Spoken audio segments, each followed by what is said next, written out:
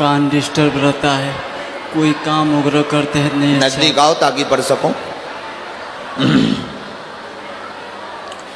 सिर पर बोझ, कान में दिक्कत, 12 साल से हैरान, कोई काम सफल नहीं हो रहा, बंधन है, मंगल काज से लेकर के काम, व्यापार, बिजनेस को लेकर के परेशानी आपकी, माइक तो नजदीक कर, जी। व्यापार तक की परेशानी बनी हुई है। स्थिर व्यापार आपका होगा, बिजनेस में ही आप सफल होंगे। किराने का अथवा जनरल स्टोर का दुकान डालिए, उसमें उन्नति होगी। कान का ऑपरेशन नहीं होगा, नहीं होगा, नहीं होगा। आशीर्वाद।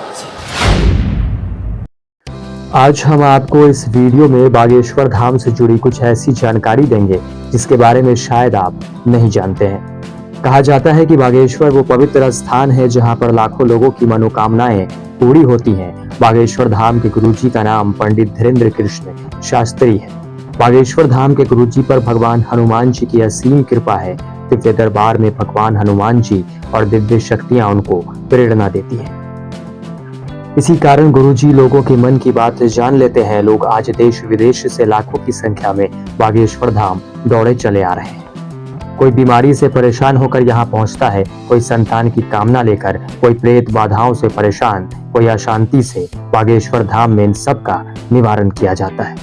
हजारों समस्याओं से दुखी लोग बागेश्वर धाम में अपनी समस्याओं का समाधान पा रहे हैं। आश्चर्य इस बात का है कि विज्ञान के इस युग में समस्याओं को लेकर आए व्यक्तियों के मन की बात उनसे बिना पूछे पंडित बागेश्वर धाम के द्वारा पहले से एक पर्चे पर लिख दी जाती है।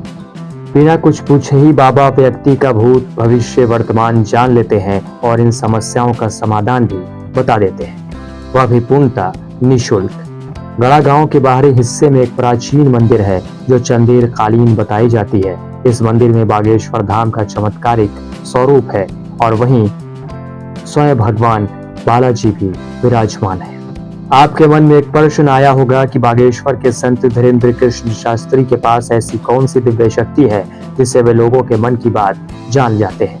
गुरुजी बताते हैं कि जब वो 8 से 9 वर्ष के थे तभी से वो बागेश्वर धाम की सेवा में लगे हुए हैं। जब गुरुजी 12-13 वर्ष के थे तब उनके अनुभव पढ़ने लगे थे। उनके दादा उन्हें विशेष विधियों के द्वारा सजोने लगे थे। पंडित धीरेन्द्र कृष्ण शास्त्री की माता का नाम सरोज और पिता का नाम पंडित राम कृपाल है। गुरुजी का जन्म 15 जुलाई 1996 को हुआ था। उनका बचपन अति गरीबी में बीता। एक कच्चे मकान में ही उनका पूरा परिवार रहता था। उनका पूरा परिवार पूजा करने के बाद दक्षिणा पर ही निर्भर करता था। उनकी भी इच्छा थी कि उनका परिवार अच्छा खाना खाए, एक अच्छा जीवन बिता सके, लेकिन पैसों की तंगी के कारण ऐसा संभव नहीं था। धीरेन्द्र शास्त्री कम उम्र में ही साधना योग करते थे। गुरुजी कहते हैं कि उनको आगे बढ़ाने वाला, आगे मार्ग बताने वाला कोई नहीं था, इस कारण वो रोते रहते थे। वो कहते हैं कि उनकी जिंदगी में एक नया मोड़ आने वाला था, इसलिए शायद ईश्वर परीक्षाएं ले रहा था। गुरुजी कहते हैं कि उनको स्वप्न में ऐसी प्रेरणाएं हुई कि अगर आगे बढ़ना है तो साधना मार्ग को अपनाओ। सपना आने के बाद गुरुजी के मन में कई प्रश्न थे। साधना कैसे करें, साधना में कौन सा मार्ग अपनाएं। गुरुजी को बालाजी की साधना हुई कि आप अज्ञातवास की साधना करो। अज्ञातवास साधना से ही संसार की कठिनाइयों को भेदते हुए आप लोगों के जीवन में प्रकाश भर सकते हैं। गुरुजी कहते हैं कि उन्होंने इस बात को पिताजी और माताजी को बताया और माता पिता ने इस बात को गंभीरता से नहीं लिया। इसके बाद गुरुजी को 2 बार फिर अज्ञातवास का सपना आया, लेकिन गुरुजी उस समय अज्ञातवास को नहीं जानते थे। गुरुजी ने खोज करी तो उन्होंने पाया कि पांडवों ने भी अज्ञातवास की साधना की थी। इसके बाद गुरुजी को मालूम हो गया था कि अज्ञातवास की साधना से वो आगे बढ़ सकते हैं और गुरुजी ने बाद में अज्ञातवास का चुनाव किया। उसी अज्ञातवास के दौरान उन्होंने अपने परदादा वंशीय गुरु सदगुरु सन्यासी बाबा की प्रेरणाएं धीरेन्द्र कृष्ण शास्त्री जी को होने लगी थी। कभी वो गुरुजी के दर्शन करते, कभी सदगुरु दर्शन देते। उसी अज्ञातवास में उनका आशीर्वाद मिला। उसके बाद उन्हें भगवत कृपा प्राप्त हुई और सदगुरु ने उन्हें वापस जाने को कहा और फिर गुरुजी वापस आ गए। इसके बाद गुरुजी अपने गांव वापस आए। गुरुजी कहते हैं कि सदगुरु सन्यासी बाबा और श्री बालाजी सरकार की कृपा से उन्होंने कार्य शुरू कर दिया और आज हम सब देख रहे हैं कि देश विदेश से लोग बागेश्वर धाम आ रहे हैं।